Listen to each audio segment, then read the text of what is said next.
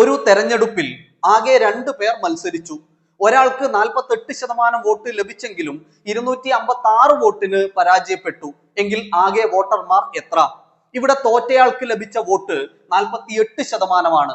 അങ്ങനെയെങ്കിൽ ജയിച്ചയാൾക്ക് ബാക്കിയുള്ള 52% വോട്ട് ലഭിച്ചു കാണും. ആകെ വോട്ട് 100%.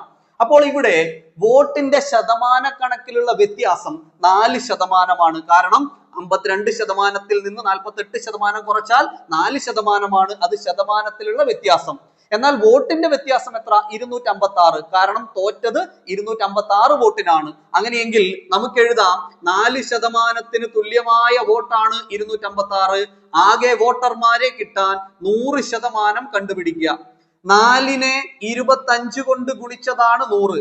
256-നെ 25 കൊണ്ട് ഗുണിക്കുക. ഗുണിക്കുമ്പോ 6400 കിട്ടും ആകെ വോട്ടർമാർ.